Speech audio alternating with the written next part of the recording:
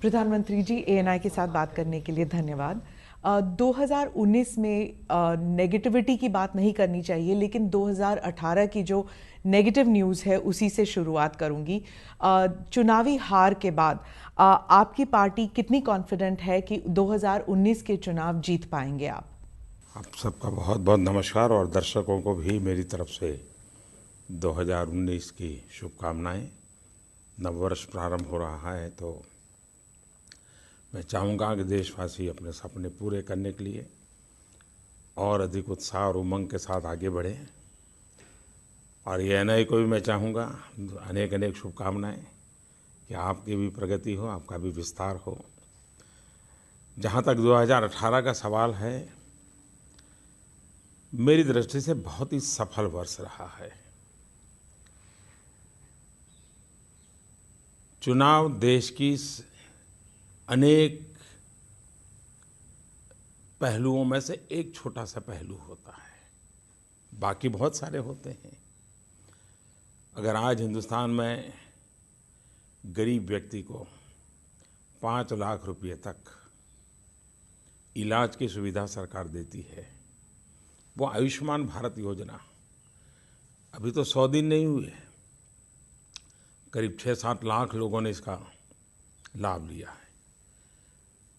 इतनी बड़ी मात्रा में लोग अपनी 3-3, 4-4 साल से बीमारी झेल रहे हो और आज अगर उसको मुक्ति मिलती हो तो मैं उसे कैसे असफल मान सकता हूँ। मेरे लिए तो सबसे बड़ा संतोष का विषय है। दुनिया आज क्लाइमेट चेंज, ग्लोबल वार्मिंग की चर्चा करती हो और भारत को कभी उसमें दोषी माना जाता हो। दुनिया में पर्यावरण खराब करने वाले देशों में हमारी गिनती होती हो, उस देश को 2018 में यूनाइटेड नेशंस अगर चैंपियन ऑफ अर्थ अवार्ड दे करके एनवायरनमेंट की प्रोटेक्शन का लीडर के रूप में देखे तो इससे बड़ा गर्व क्या हो सकता है। हमारा देश आज़ाद हुआ इतने साल हुए, 18,000 गांव ऐसे थे जब मैं आया, बिजली नहीं थी। इसी 2018 में सभी गांवों में बिजली पहुंचने का काम पूरा हुआ। ये सफलता नहीं है तो और क्या है। स्पोर्ट्स का क्षेत्र देखिए, 2018 में जो स्पोर्ट्स हुए, इन स्पोर्ट्स में भारत के बच्चों ने बहुत कमाल किया है। नंबर ऑफ मेडल्स भी ज़्यादा आए हैं और टियर 2, टियर 3 सिटी, इवन गांव के बच्चे, गरीब परिवार के बच्चे आज देश का नाम रोशन कर रहे हैं। पैरा एथलेट्स के में भी भारत के बच्चों ने बहुत बड़ी कमाल करके दिखाई है। यानी एक प्रकार से खेलकूद लो। अब 104 सैटेलाइट का आसमान में जाना रिकॉर्ड होता है। वैज्ञानिकों का काम देखिए। बम्पर क्रॉप 2018 में बम्पर क्रॉप हुआ है, ये भी अपने आप में। यानी कोई भी क्षेत्र देख लीजिए, भारत अनेक प्रगति की ऊंचाइयों को पार करता चला गया है, पुराने सारे रिकॉर्ड तोड़ता गया है। और इस अर्थ में मैं देखूं तो 2018 का सवाल भारत के लिए बहुत ही उज्जवल समय रहा है। वो तो मैं मानती हूँ, लेकिन मैं चुनावी असफलता के बारे में कह रही थी। चुनाव को लेकर 5 राज्य में चुनाव हारी है बीजेपी और आप प्रधानमंत्री हैं बीजेपी सरकार की, एनडीए सरकार की, तो क्या आप इसे एक हार नहीं मानते, इसे असफलता नहीं मानते? पहली बात है, तेलंगाना और मिजोरम, वहाँ भारतीय जनता पार्टी सत्ता पर आएगी ऐसी बात न कोई सोचता था, न कोई कहता था, न बीजेपी कहती थी। जिन 3 राज्यों की आप चर्चा कर रही हैं, छत्तीसगढ़ में साफ साफ नतीजा आया जिसमें भारतीय जनता पार्टी का पराजय हुआ, लेकिन 2 राज्यों में हंग असेंबली बनी है। दूसरी बात है कि 15 साल की एंटी इनकम्बेंसी को लेकर के हमारे लोग मैदान में थे और स्वाभाविक है कि हमें जो कुछ भी कमी हुई है उसकी हम चर्चा भी कर रहे हैं और योजना भी कर रहे हैं।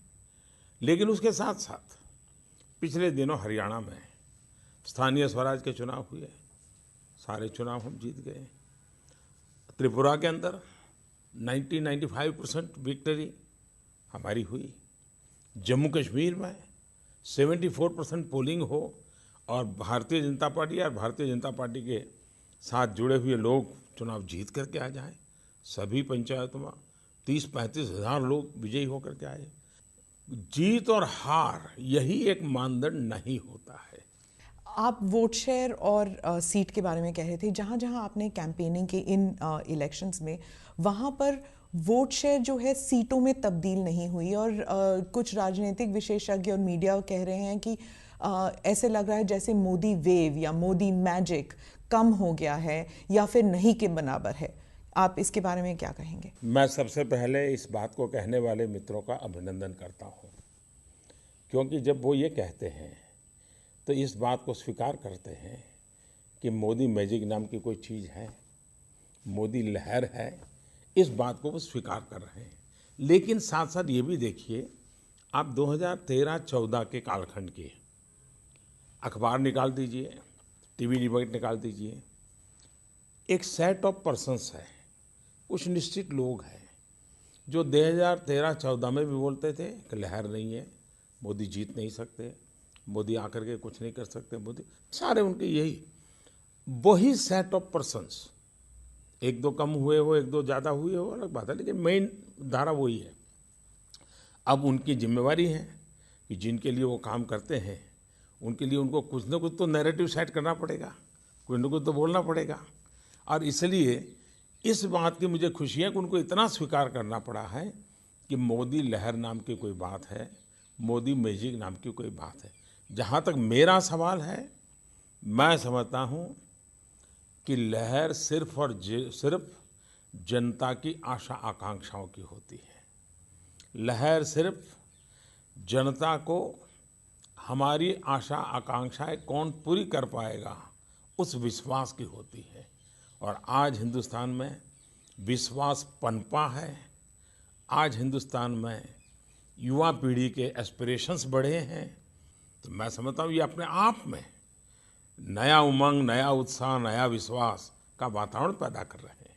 पर ऑपोजिशन पार्टीज ये मान के चल रही है कि अगर मोदी वेव नहीं है या मोदी मैजिक कम हो गया है तो बीजेपी को 180 से कम मिलेगा, और 180 एक क्लब 180 ग्रुप है, तो वो एक एंटी मोदी या नॉन मोदी फैक्टर को लेकर चल रहे हैं। क्या ये हो सकता है? आप ये पिक्चर कर सकते हैं कि 2019 के चुनाव में एक 180 से कम आ सकते हैं बीजेपी के? पहली बात है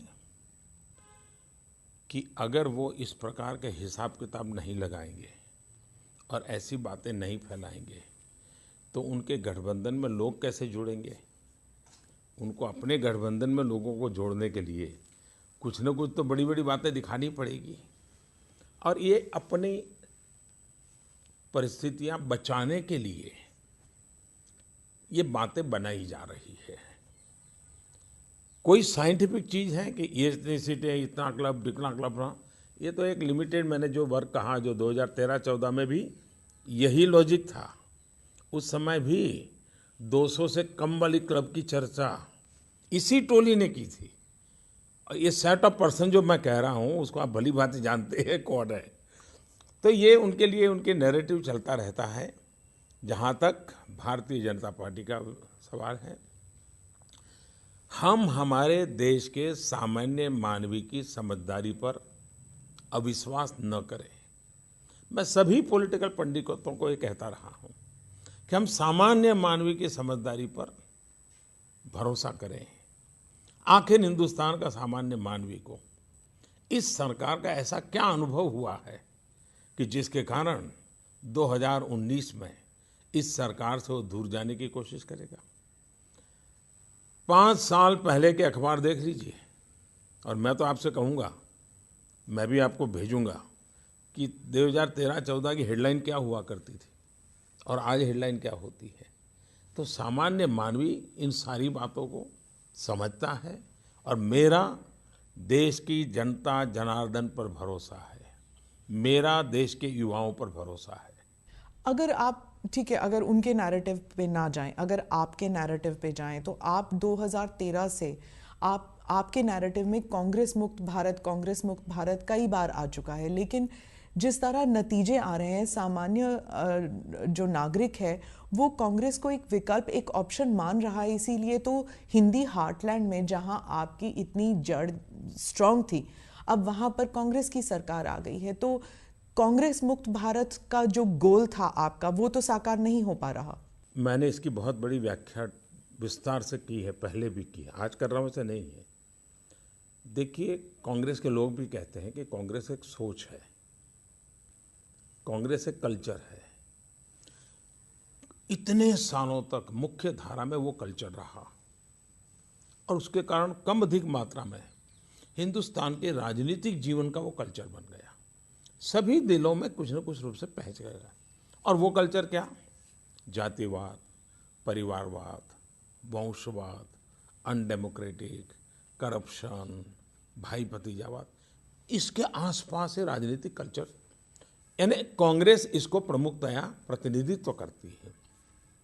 मैं जब कांग्रेस मुक्त कहता हूं, तब मैं इस प्रकार की सोच के खिलाफ, इस प्रकार के कल्चर के खिलाफ देश को मुक्त कराना चाहिए। और मैंने यहाँ तक कहा है कि कांग्रेस को भी कांग्रेस कल्चर से मुक्त होना पड़ेगा। इंस्टीट्यूट रहे या न रहे, ये चर्चा का विषय नहीं। तो और मैं तो मानता हूँ कि लोकतंत्र में मजबूत विरोधी दल होना चाहिए, लेकिन दुर्भाग्य है कि आज देश को एक बहुत बड़ी कमी महसूस हो रही है कि कांग्रेस उस काम को करने में भी विफल गई है। 2017 तक शायद मोदी अमित शाह फैक्टर को एक कहा जाता था कि you can not beat this combination, लेकिन अब ऐसे लगता है जैसे कि ये जो एक लीडरशिप है, इसको अब जिम्मेदारी लेनी होगी कि it's that magic is not there, you are losing election, you are losing. तो फिर अगर नैरेटिव आपका अगर इतना सफल है, तो फिर ऐसे क्यों हो रहा है कि इलेक्शन हार रहे हैं? तो लीडरशिप को क्या रिस्पॉन्सिबिलिटी नहीं लेनी चाहिए? पहली बात यह है कि जो लोग ये कहते हैं कि भारतीय जनता पार्टी नरेंद्र मोदी और अमित शाह के कारण चलती है, तो वो लोग भारतीय जनता पार्टी को न जानते हैं न समझते हैं। भारतीय जनता पार्टी विश्व की सबसे बड़ा संगठन है। पोलिंग बूथ की मजबूती पर भारतीय जनता पार्टी चलती है।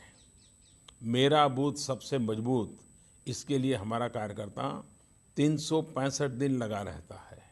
और इसलिए एक या दो लोग ही भारतीय जनता पार्टी चलाते हैं। ये उन लोगों की सोच है जो भारतीय जनता पार्टी को जानते नहीं है। ये एक लोकतांत्रिक संगठन है, हर स्तर पर कार्यकर्ताओं का नेतृत्व है। उस नेतृत्व के बलबूते पर समाज का विश्वास पैदा हुआ है। उसी की क्यूमुलेटिव इफेक्ट होती है कि भारतीय जनता पार्टी सबका साथ सबका विकास इस मंत्र को लेकर के जन विश्वास को जीतते हुए प्रगति कर रही है। भारतीय जनता पार्टी ने जिस गति से प्रगति की है, उसको कोई इनकार नहीं कर सकता है। और बार बार ये कहना है कि बीजेपी हारती चली जा रही है, इससे हार तय नहीं होती है। भारतीय जनता पार्टी, मैंने अभी गिनाया आपको, आसाम हो, हरियाणा हो, त्रिपुरा हो, तो मोरल डाउन नहीं है पार्टी में? मॉरल डाउन होने का कोई ऐसा कारण ही नहीं है। एक आत्मविश्वास है, पूरे आत्मविश्वास के साथ मेरी पार्टी आगे बढ़ रही है। और 2019 में भी देश की जनता पर जिसका भरोसा है वो हम लोग हैं। जनता के भरोसे पर समर्पित है हम लोग हैं। और जनता के साथ जुड़े हुए कोई लोग हैं तो हम लोग हैं। 2018 में ये जो चुनाव हुए, बहुत से राजनीतिक विशेषज्ञ कहते हैं that the reason for the loss was एक तो नोटबंदी और फिर जीएसटी के पुअर इम्प्लीमेंटेशन। अगर आप पीछे देखें तो क्या नोटबंदी की जरूरत थी? उसके ऑब्जेक्टिव्स जो थे वो आप देखिए, हमारे देश में बार बार खबरें आती थी काला धन काला धन, और कोई इस बात से इनकार नहीं करता है कि देश में पैरेलल इकोनॉमी चल रही थी। इसका कोई इनकार नहीं कर सकता। उद्योगपतियों के घर से, व्यापारियों के घर से, बाबुओं के घर से बिस्तर के नीचे से नोटें मिलती थी, बोरे भर भर के पड़ी हुई नोटें मिलती थी। ये सारी चीज़ें इस बात का द्योतक है कि हमारे देश में फॉर्मल इकोनॉमी की बहुत अनिवार्यता थी। ये पैरेलल जो इकोनॉमी थी, इसने देश को एक प्रकार से भीतर से खोखला कर दिया था। नोटबंदी ने सबसे बड़ा काम किया है और जो आने वाले दिनों में देश को बहुत ही मजबूती, आर्थिक रूप से मजबूती देने वाला है, और वो है ये जो बोरे भर भर करके नोटें पड़ी रहती थी, वो बैंकिंग व्यवस्था में आई है।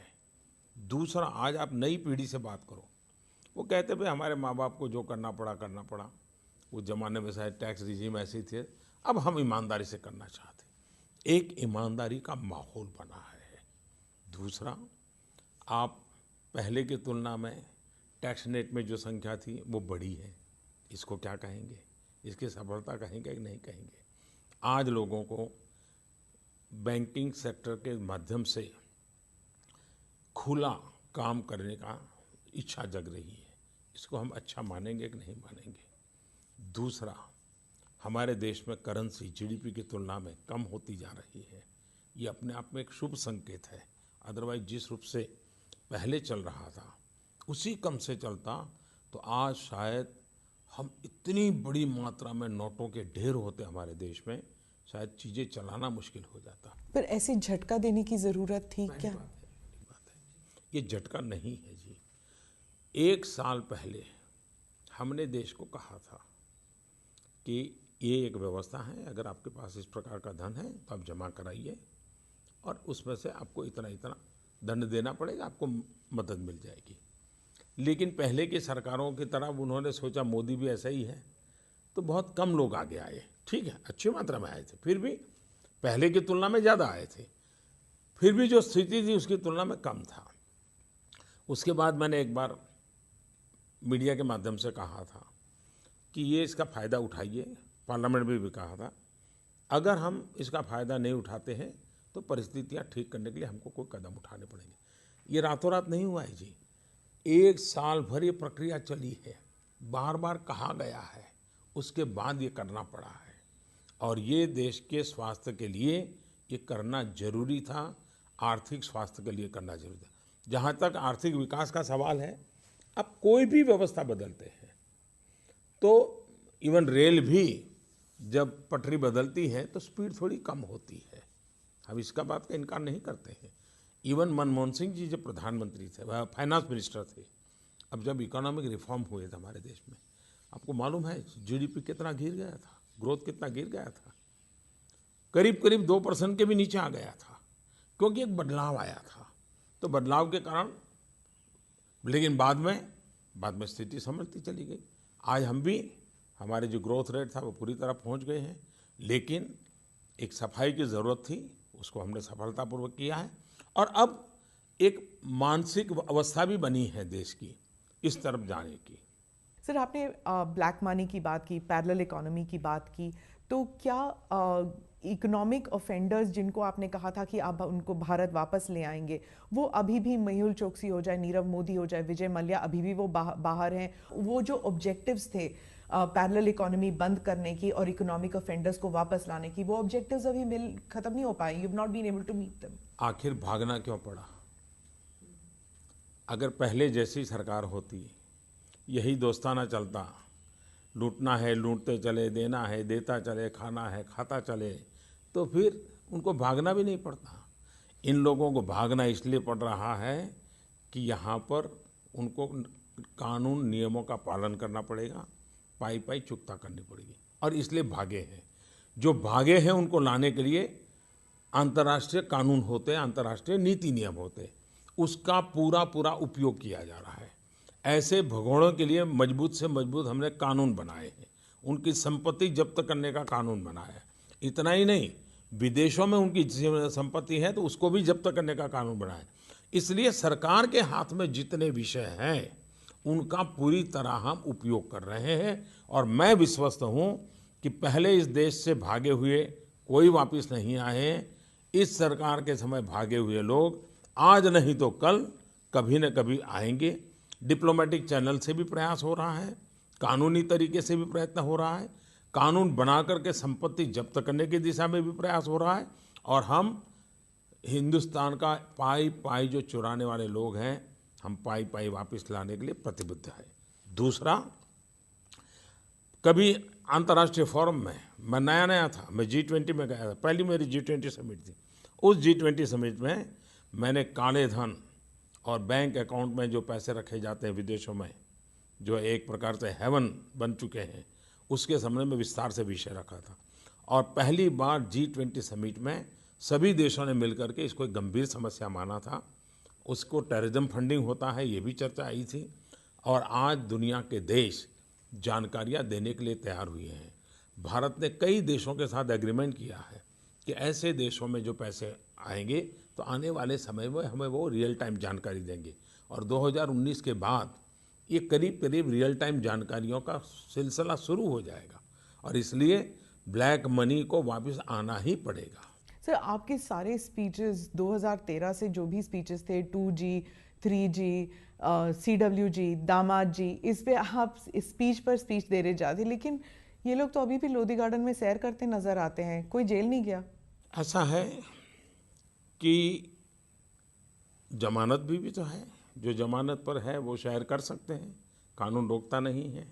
लेकिन ये भी मानना पड़ेगा कि इस देश का फर्स्ट फैमिली जिसको बड़ा बोला जाता था, 4 पीढ़ी से जिन्होंने देश को राज किया है, उनको जमानत पर निकलना पड़े और वो भी पैसों की हेरा फेरी में। ये बात अपने आप में बहुत बड़ी है।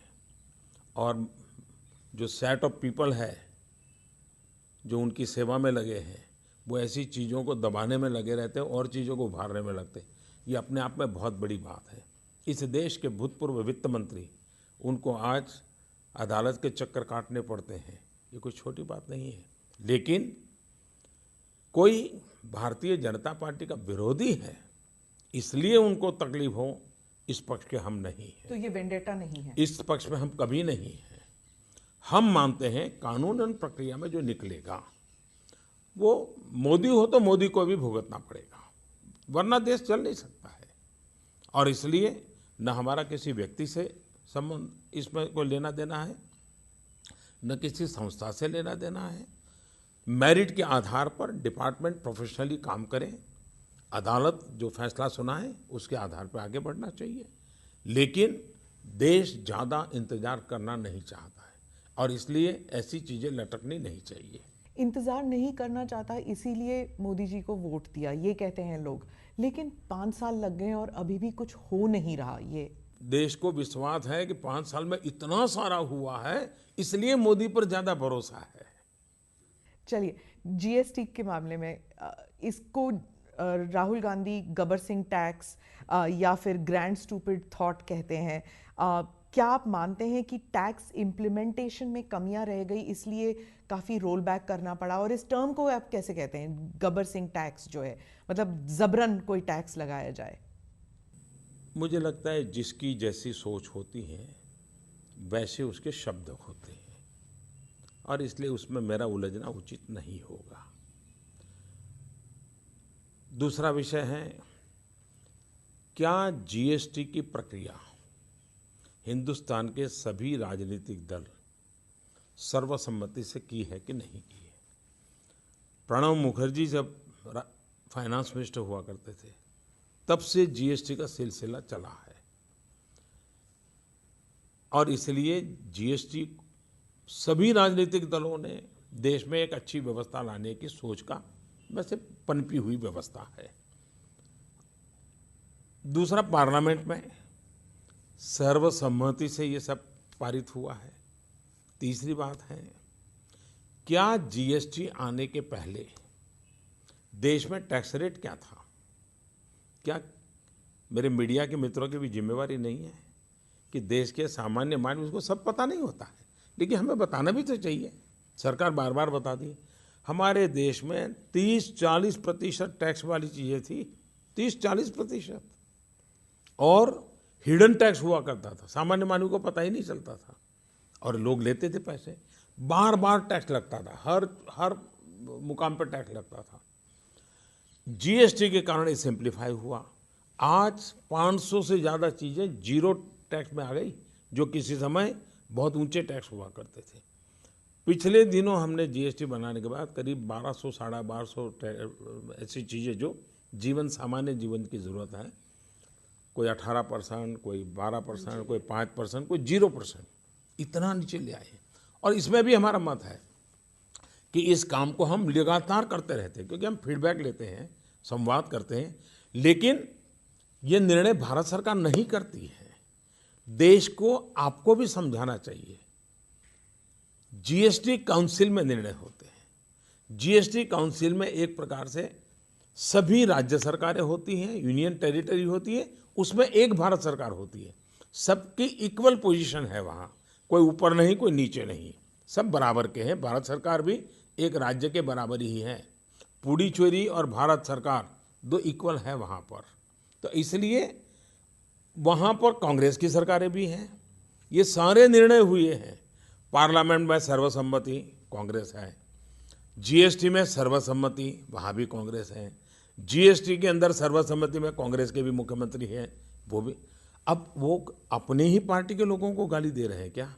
अपनी ही सरकारों को गाली दे रहे हैं क्या? और इसलिए सिर्फ राजनीतिक हो हल्ला करना ये उचित नहीं है। जहाँ तक जीएसटी एक नई व्यवस्था है, कोई ये दावा नहीं कर सकता है कि भारत जैसे विशाल देश, आपने देखा होगा हर राज्य का जब बजट आता है और टैक्सेस के संबंध में जो बात घोषित होती है, उसके बाद उस राज्य में बहुत हो हल्ला होता है और सरकार राज्य में जो घोषित करती है 5-6 फिर उसमें ऊपर नीचे करना पड़ता है और जब बजट फाइनल पास होता है तो उसमें वो छुट्टी दे देते हैं। हर राज्य में होता है। मैं भी गुजरात में इतने साल मुख्यमंत्री रहा, मुझे भी करना पड़ता था, हर बजट में करना पड़ता था, क्योंकि पहले हम सोचते हैं कि इसका ये परिणाम होगा, लेकिन बाद में ध्यान में आता है नहीं इसका तो ये साइड इफेक्ट ये होगा, तो हमें बदलना पड़ता था।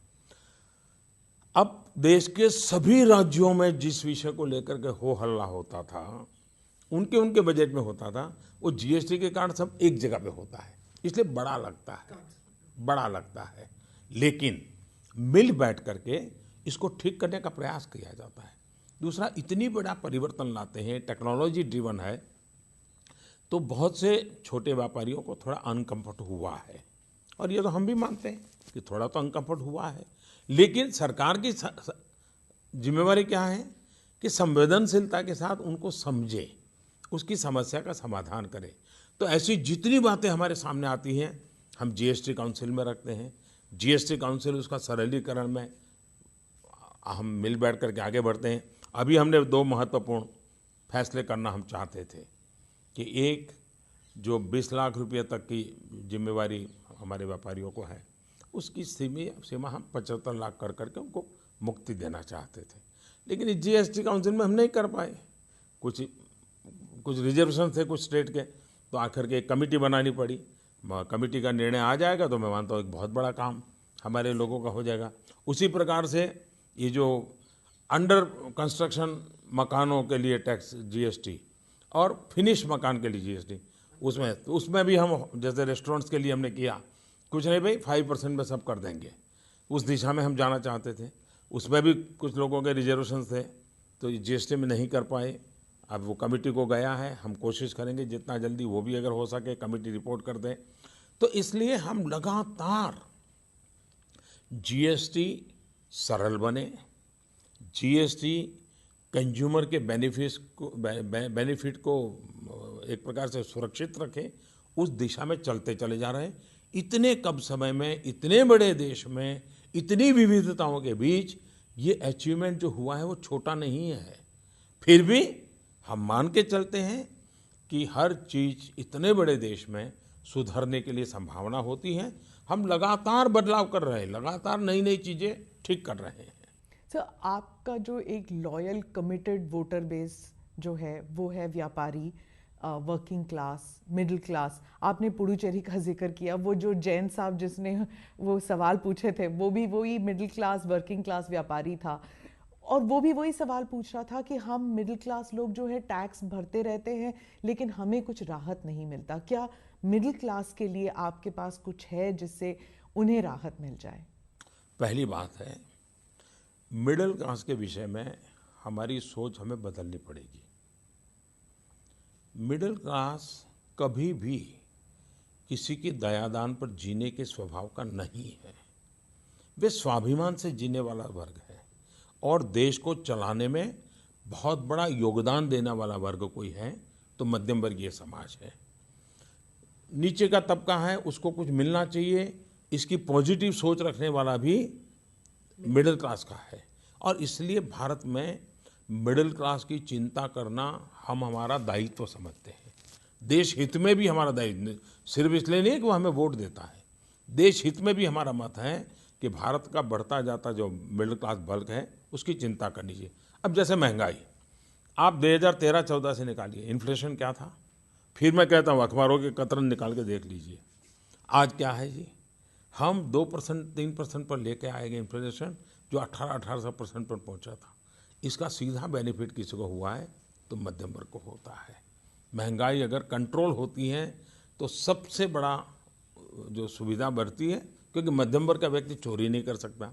मध्यम वर्ग का वर्ग सामाजिक स्थिति में उसको जो रहन सहन है उसमें गिरावट नहीं ला सकता है, उसको बोझ झेलना पड़ता है।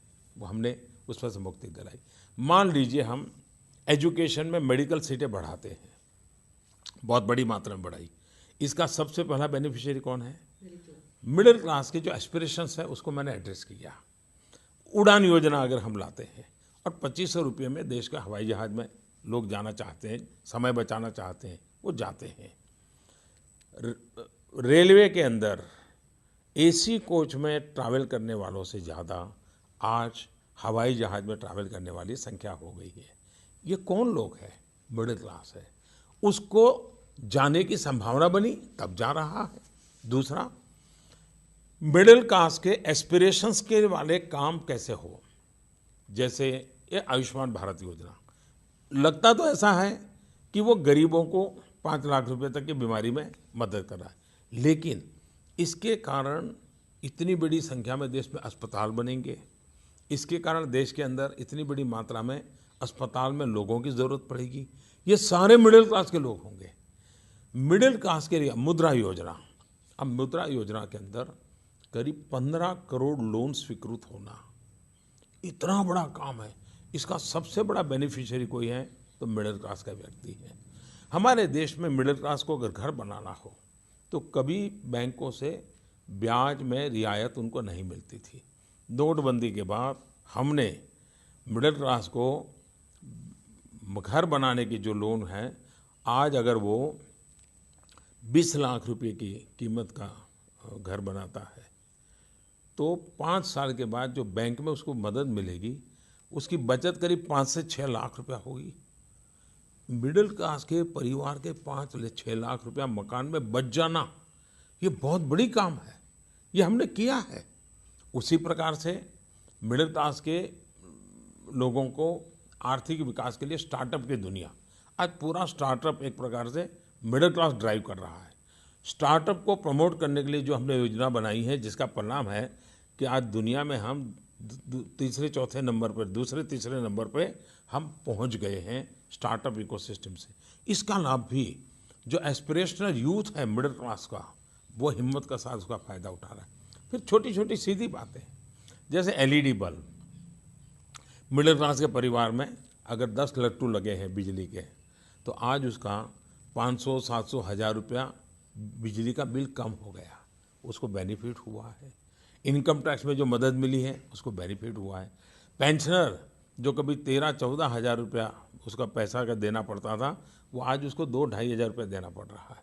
तो कोई भी विषय ले लीजिए, मैक्सिमम अगर सुविधाजनक काम हुए हैं तो मिडिल क्लास के लिए हुए। चलिए, तो फिर मैं अब किसान के बारे में कहती हूँ। बहुत से लोग कहते हैं कि किसान के लिए मोदी जी ने इतना नहीं किया जितना कि वो कहते हैं, और राहुल गांधी ने जो लोन माफ़ किया है उसको आपने लॉलीपॉप कहा। अब आप किसान को देख लीजिए, जब मुसीबत पड़ती है और वो लोन वापस नहीं कर पाता, उसको कर्जा, उसमें क्षमता नहीं है कर्जा वापस करने की, और दूसरी तरफ है जो इकोनॉमिक ऑफेंडर्स, वो मज़ा लूट रहे हैं, बाहर बैठे हुए हैं, तो उन्हें तो लगेगा कि राहुल गांधी उनके साथ है या कांग्रेस पार्टी गरीबों के साथ है, किसान के साथ है। इसके लिए आप क्या कहेंगे? पहली बात है कि ये झूठ बोलना, लोगों को भ्रमित करना, उसको मैं लॉलीपॉप कह रहा हूँ। दूसरी बात है, कौन सा झूठ सर? जैसे कि हम सब किसानों को कर्ज माफ किया, हकीकत है नहीं किया, हकीकत है नहीं किया है। आप उनके अपने सर्कुलर देख लीजिए। तो इस प्रकार का झूठ और भ्रमित करने वाली बातों से फायदा नहीं है।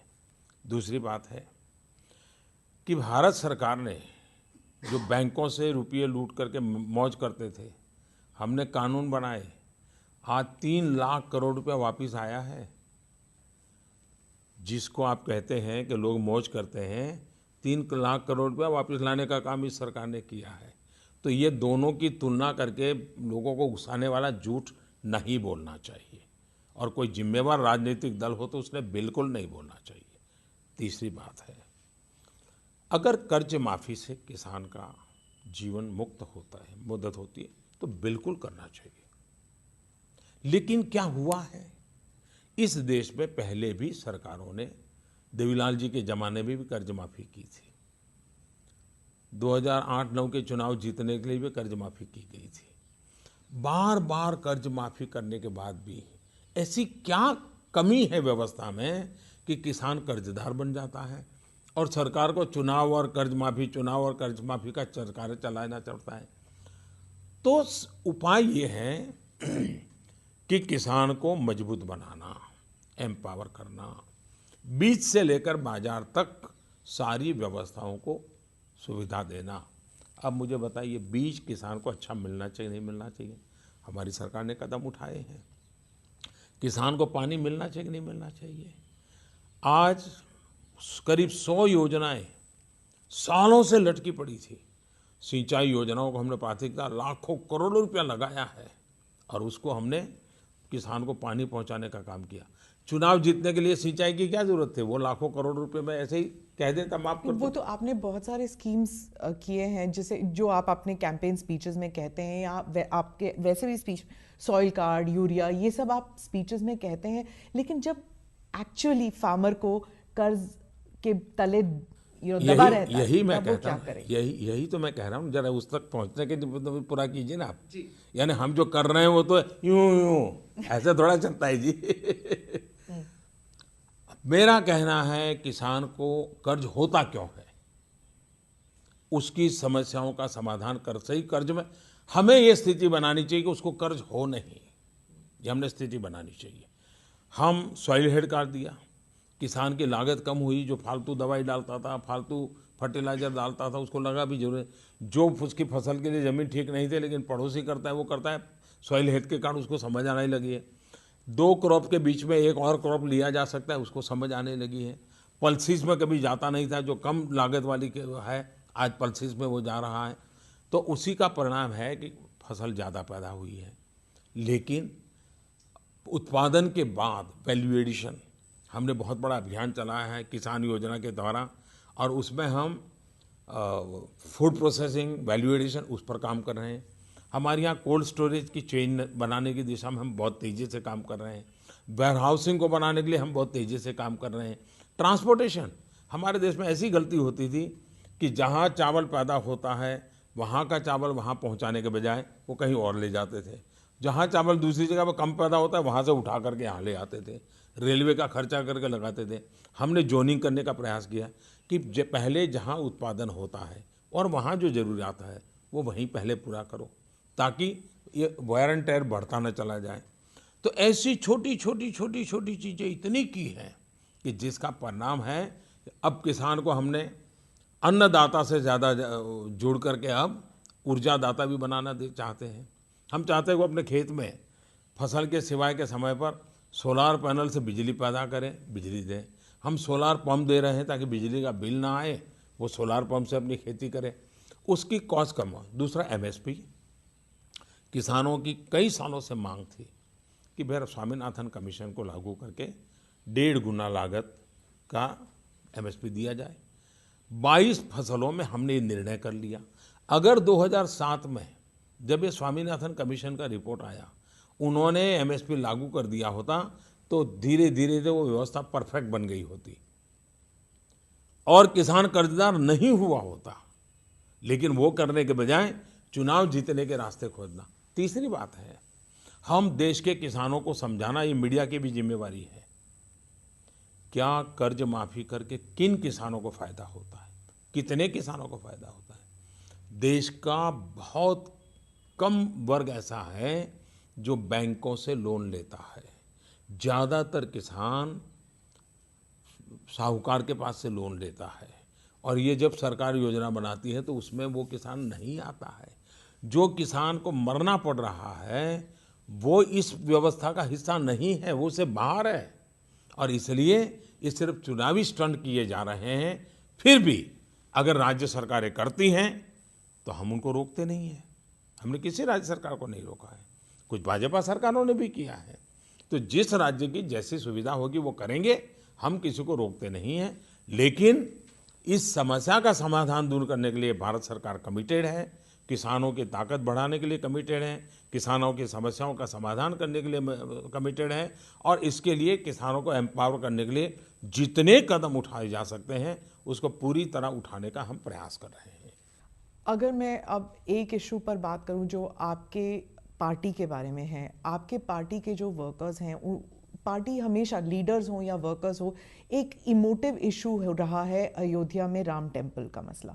अब उसको लेकर जैसे आपने ट्रिपल तलाक में आप ऑर्डिनेंस ले आए, तो राम मंदिर को लेकर ऑर्डिनेंस लाना क्या इज इट अ प्रॉब्लम? नहीं ला सकते हैं? राम मंदिर अभी तक सिर्फ इमोटिव इशू ही क्यों बन के रह गया है? देखिए, ट्रिपल तलाक का ऑर्डिनेंस सुप्रीम कोर्ट के जजमेंट आने के बाद लाया गया है। सुप्रीम कोर्ट के जजमेंट के पहले नहीं लाया गया है, और सुप्रीम कोर्ट के जजमेंट के प्रकाश में लाया गया है। और इसलिए हमने, भारतीय जनता पार्टी ने अपने मैनिफेस्टो में भी कहा है कि संविधान की मर्यादाओं में हम इसका समाधान करेंगे। इस बात का कोई इनकार नहीं कर सकता है कि आज़ादी के 70 साल बाद सरकारों में बैठे हुए लोगों ने इस मसले को रोकने के लिए भरपूर प्रयास किया है। आज भी मामला सुप्रीम कोर्ट में है। एक प्रकार से पूर्णता के किनारे पर आकर के बैठा हुआ है। मैं कांग्रेस के साथियों से विशेष रूप से विनती करता हूं, देश की शांति, सुरक्षा, भाईचारे के लिए आग्रह करता हूं कि वे उनके अपने वकीलों को कोर्ट के अंदर इस मसले में रुकावट डालने वाले एजेंडा से बाहर निकालें, रुकावटें न करें, और सभी वकील मित्र जो भी कांग्रेस से जुड़े हुए हैं, जो इसको रोकने के लिए कोशिश कर रहे हैं, वो भी कोर्ट में जाकर के जल्दी से जल्दी न्यायिक प्रक्रिया पूरी हो, उसमें हम बल लगाएं। तो सिर्फ एक नेशनल कंसेंसस के द्वारा ही बन सकता है? मैं जो कहता हूं, कोर्ट के अंदर कांग्रेस के वकील जो अड़ंगे डालते हैं वो बंद हो, न्याय की प्रक्रिया को न्याय के तरीके से चलने दिया जाए, उसको राजनीति के तराजू से न तोला जाए, और मामला न्यायपालिका में है उसको पूर्ण किया जाए। न्यायपालिका से आने के बाद सरकार की जिम्मेवारी जहां शुरू होती है, हम पूरी तरह प्रयास करने के लिए तैयार हैं। सर, आपने नेशनल सिक्योरिटी, सुरक्षा के मामले में बात की, तो उसमें काउस को लेकर, गाय को लेकर जो लिंचिंग हो रही है, कांग्रेस पार्टी और बुद्धिजीवी, और यहाँ तक कर कि अब नसीरुद्दीन शाह खुद कह रहे हैं कि मुसलमान जो है वो अपने आप को महफूज नहीं समझता हिंदुस्तान में, और अब इमरान खान कह रहे हैं कि वो भारत के प्रधानमंत्री को सिखाएंगे कि माइनॉरिटी से कैसे सलूक किया जाता है। तो आपका स्लोगन था सबका साथ सबका विकास, तो अब आप बताइए कि ये इनसिक्योरिटी मुसलमानों में क्यों है, और इसके लिए आप एक एम्पैथी क्यों नहीं आ रही बीजेपी के लीडर्स से? पहली बात है कि ऐसी कोई भी घटना सभ्य समाज को शोभा नहीं देती है। ऐसी घटनाओं के पक्ष में कभी भी आवाज उठनी नहीं चाहिए। ये गलत है, सरासर निंदनीय है। दूसरी बात है, क्या ये 2014 के बाद शुरू हुआ है? तो ये समाज के अंदर आई हुई एक कमी का भी परिणाम है। इस स्थिति को सुधारने के लिए हम सब ने मिलकर के प्रयास करना चाहिए। मैं इस सरकार में ये होता है और उस सरकार में वो होता था, उस चर्चा को बढ़ाने के पक्ष में नहीं हूँ। एक भी घटना हो गलत है, ये मेरा स्पष्ट मत है। दूसरी बात है कि महात्मा गांधी जो कह रहे थे, आचार्य विनोबा जी भावे कह रहे थे, भारत के संविधान में जो भावनाओं को प्रकट किया गया है उसका भी आदर करना हम सबकी जिम्मेवारी है, देश के सभी नागरिकों की जिम्मेवारी है। हम दूसरे की भावनाओं का आदर करें तो हमारी भावनाओं की भी रक्षा होती है। ये माहौल बनाने में सभी समझदार लोगों ने रोल करना चाहिए। तीसरी बात है, दुनिया में अरब कंट्री के एक बहुत बड़े मुस्लिम विद्वान हैं, उन्होंने एक बहुत अच्छा आर्टिकल लिखा था, मैंने 1 आध साल पहले पढ़ा था। इन्होंने कहा भारत से हमने सीखना चाहिए, दुनिया के लोग कह रहे हैं कि जहाँ विश्व के सभी संप्रदाय हैं, बहुत बड़ी मात्रा में जनसंख्या है हर एक संप्रदाय की, लेकिन इतने प्यार से मिलजुल करके जीते हैं, रहते हैं, जबकि हम एक ही संप्रदाय में मानने वाले लोग मारने काटने पर तुले हुए हैं। ये गल्फ कंट्रीज के अंदर से लिखा हुआ एक मुस्लिम स्कॉलर का आर्टिकल है। भारत को गर्व करना चाहिए कि हम सदियों से मिलजुल करके जी रहे हैं। समाज में घटनाएं नहीं होनी चाहिए, लेकिन समाज का जो मुख्य फैब्रिक है वो क्या है उसको हमने समझना चाहिए। और कोई किसी को हर चुनाव के पहले असहिष्णुता लोगों को देखने लग जाती है, डर लगना लग जाता है, तो किसी का लोगों का एजेंडा होता है, ऐसी व्यक्तिगत टीका टिप्पणी के। तो सबका साथ सबका विकास, सबका साथ सबका विकास। 18,000 गांव में बिजली नहीं थी। हम ये पूछने नहीं गए कि किस संप्रदाय का गांव था और 18,000 गांव को बिजली। हम सौभाग्य योजना से आगे बढ़ रहे हैं। देश के अंदर 4 करोड़ परिवार ऐसे ध्यान में आए कि जिनके पास बिजली नहीं है। हम ये नहीं पूछते कि किस संप्रदाय से है, वो मंदिर जाता है कि मस्जिद जाता है, गुरुद्वारा जाता है, ये हमारा काम नहीं है। 4 करोड़ परिवारों के घर में बिजली का दिया जलना चाहिए। हमने तय किया कि माताएं बहनें चूल्हा जलाने से, लकड़ी के चूल्हे से धुएं की ज़िंदगी जीती हैं। हर एक को उससे मुक्ति दिलाने के लिए उज्ज्वला योजना तक गैस पहुंचाना चाहिए। कौन किस मजहब की माँ है इससे हमारा लेना देना नहीं है, हर माँ को मुक्ति मिलनी चाहिए। हर घर में गैस का चूल्हा पहुँचे, उस दिशा में हम लगे हैं। 5 करोड़ 6 करोड़ के करीब करीब पहुँचा दिए हैं। 8 करोड़ तक पहुँचाने का लक्ष्य है और वो भी हम पूरा करके रहेंगे। राजनीतिक हिंसा का जो मामला है ये केरल में, कर्नाटक में और वेस्ट बंगाल में ये एक काफ़ी पेचीदा मसला है। आप इस बारे में क्या कहना चाहेंगे? ये बहुत बड़ा दुर्भाग्य है कि लोकतंत्र में विरोधियों की आवाज़ दबाने के लिए से कोई भी कृत्य कहीं पर भी होता है। देश के प्रधानमंत्री के तौर पर, भारतीय जनता पार्टी के कार्यकर्ता के तौर पर मैं इसकी घोर निंदा करता हूं। हमने बहुत भुगता है। अब देखिए पश्चिम बंगाल में भारतीय जनता पार्टी को अपने लोकतांत्रिक अधिकारों को भी प्रकट करने से रोक दिया जाए, कोर्ट के दरवाजे खटखटाने पड़े। चुनाव में हमारे लोगों को जिस प्रकार से मारा गया है, ये लोकतंत्र के लिए शोभा नहीं देता है। केरल में आए दिन हमारे कार्यकर्ताओं की हत्या हो रही है। कर्नाटक में हमारे इतने कार्यकर्ताओं की हत्या हुई जिसकी हम कल्पना नहीं कर सकते। तमिलनाडु में हमारे कार्यकर्ताओं की हत्या हुई है। आसाम में इसको भुगत रहे हैं। जम्मू कश्मीर में हमारे लोगों को मारा गया है। सवाल हमारे मारे या किसी और के मारे, मेरा मुद्दा वो नहीं है, लेकिन ये इस प्रकार से राजनीति, हिंसा की राजनीति भारत के लोकतंत्र के उज्जवल भविष्य के लिए सभी राजनीतिक दलों को सोचना पड़ेगा। ये रास्ता सही नहीं है। और मैं भारतीय जनता पार्टी के कार्यकर्ताओं को विश्वास दिलाता हूं, उनके परिवारजनों को विश्वास दिलाता हूं कि ऐसी किसी भी हिंसा की प्रवृत्ति को सरकार स्वीकार नहीं करती है। किसी भी दल के साथ हो, किसी भी दल के द्वारा हो, इसको स्वीकार नहीं करती है। हर किसी को न्याय मिले उसके लिए हम प्रतिबद्ध हैं। हम राज्य सरकारों से भी आग्रह कर रहे हैं। राज्य सरकार अपनी जिस प्रकार से ये चीज़ें कर रही है, लेकिन कभी न कभी ये चीज़ें उजागर होकर के रहेगी। आज भले कुछ लोगों को रक्षा मिलती हो, लेकिन ये सब उजागर होकर के रहेगी और मैं इसकी घोर निंदा करता हूँ। 2019 के चुनाव के लिए आप थिंग्स इन प्लेस की ऐसी राजनीतिक हिंसा ना हो और इलेक्शंस बिल्कुल ही नॉन वायलेंट तरीके से सवाल चुनाव और नॉन चुनाव सवाल ही नहीं। हिंदुस्तान में हिंसा को कोई स्थान ही नहीं हो सकता है। चुनाव हो तब हिंसा न हो, बाकी समय हो, ये भी तो नहीं चल सकता ना। चुनाव तो एक एक तबका होता है, लेकिन हिंसा किसी भी रूप में नहीं होनी चाहिए। और राजनीतिक दलों को अपने आप को इस दिशा में ट्रेन करना होगा, अपने कार्यकर्ताओं को ट्रेन करना होगा।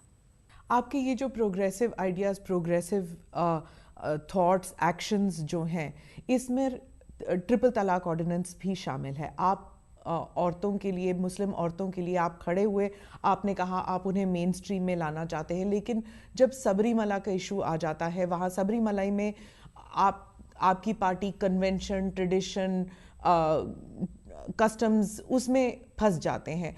तो एक समुदाय के लिए कस्टम्स ट्रेडिशंस क्यों और दूसरे समुदाय के लिए प्रोग्रेसिव थॉट, ऐसे क्यों होता है? क्या एक इसमें एक डिवीजन है? दो चीजें आप सही तरीके से नहीं देख रही हैं। एक,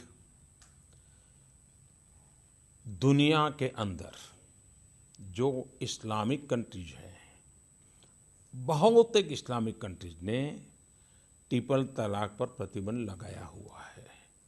इसलिए ये संप्रदाय का, आस्था का मसला नहीं है।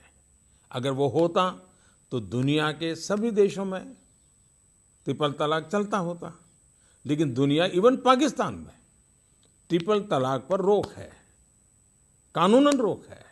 इसका मतलब हुआ कि ये जेंडर इक्वलिटी का मसला बनता है, सामाजिक न्याय का मसला बनता है, ये धार्मिक आस्था का नहीं बनता है। तो दोनों को अलग कीजिए। दूसरा, भारत इस मत का है और भारत स्वभाव से इस मत का है कि सभी को समान हक मिलना चाहिए। हिंदुस्तान में कुछ मंदिर ऐसे भी हैं जिसके मंदिर की अपनी मान्यता है, एक छोटे से दायरे में, कि भाई यहाँ पुरुष नहीं जा सकते, और पुरुष नहीं जाते हैं। कुछ मंदिर हैं जहाँ ये है। तो इसमें सुप्रीम कोर्ट की जो महिला जज का जजमेंट है, उसको बारीकी से पढ़ने की जरूरत है। इसको किसी राजनीतिक दल को एट्रीब्यूट करने की आवश्यकता नहीं है।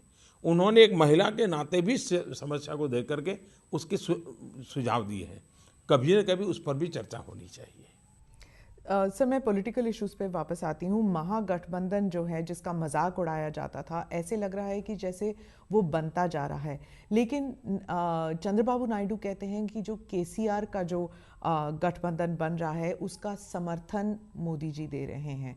तो इसमें आप बता सकते हैं, क्लैरिटी दे सकते हैं, क्या आप केसीआर के गठबंधन को समर्थन दे रहे हैं? मेरे ध्यान में कोई आया नहीं है कि अभी केसीआर का कोई गठबंधन बना है और बन रहा है। मेरे ध्यान में नहीं आया, और मेरा इतना अज्ञान हो तो संभव नहीं है।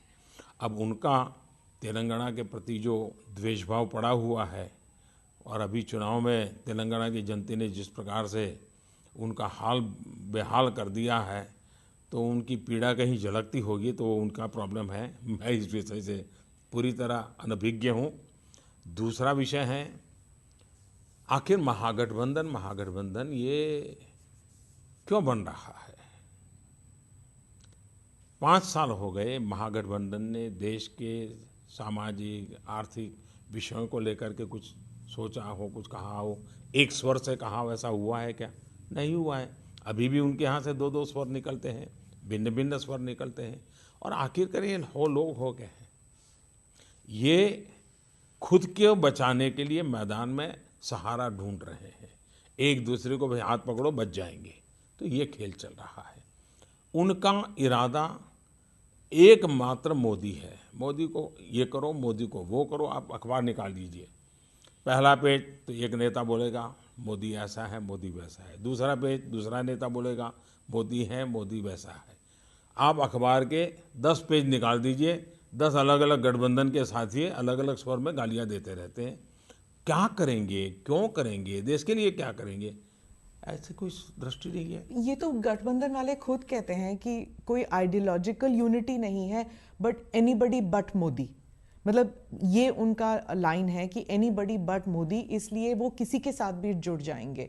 तो जो 2019 का चुनाव है वो anybody but Modi versus Modi होगा।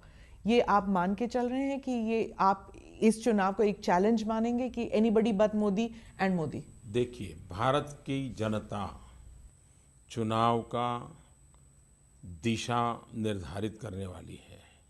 भारत की जनता चुनाव का एजेंडा तय करने वाली है। भारत की जनता के एस्पिरेशंस के साथ कौन है और भारत की जनता के एस्पिरेशन के खिलाफ कौन है, ये चुनाव का मानदंड बनने वाला है।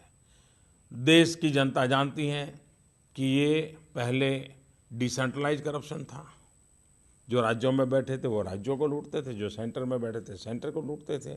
अब वो सेंट्रलाइज करप्शन हो रहा है, सब मिलजुल कर राज्य को लूटने वाले भी आ रहे हैं और केंद्र को भी लूटने आ रहे हैं।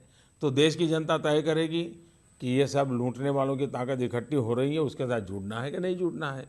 और इसलिए जनता वर्सेस गठबंधन होने वाला है।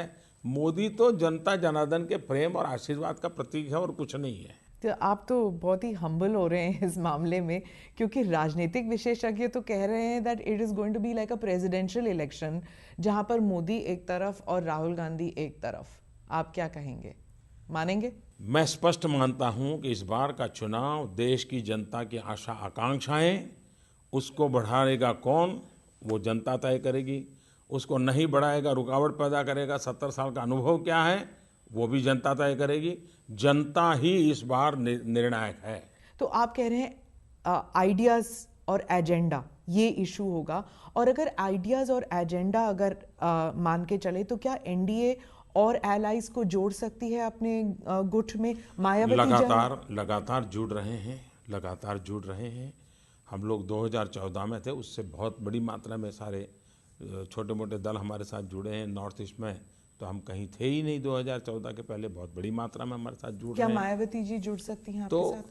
कौन जुड़ सकता है, कौन नहीं जुड़ सकता है, और मैं नहीं मानता हूँ कोई समझदार व्यक्ति टीवी के सामने ऐसी चीज़ों का उल्लेख करेगा। और लेकिन मैं इतना जरूर मानता हूँ कि देश की जनता इन सारे चीज़ों को जानती है। अब तेलंगाना में गठबंधन का क्या हाल हुआ,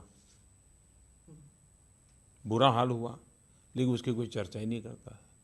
वो गठबंधन का पहला प्रयोग था, पूरी तरह विफल गया। अभी जम्मू कश्मीर में गठबंधन के सब लोगों ने तय किया था चुनाव का बहिष्कार करेंगे, जनता ने नकार दिया, 74% वोटिंग हो गया। अभी आसाम के अंदर ये सारा गठबंधन एक बाजू था, भारतीय जनता पार्टी एक बाजू थी। पंचायतों के चुनाव में गठबंधन का हाल बुरा हो गया, भारतीय जनता पार्टी जीत गई। अभी त्रिपुरा के अंदर यही गठबंधन के लोग वहाँ मैदान में थे, लाख कोशिश कर रहे थे, 80-90% भारतीय जनता पार्टी जीत गई, गठबंधन का हाल बुरा।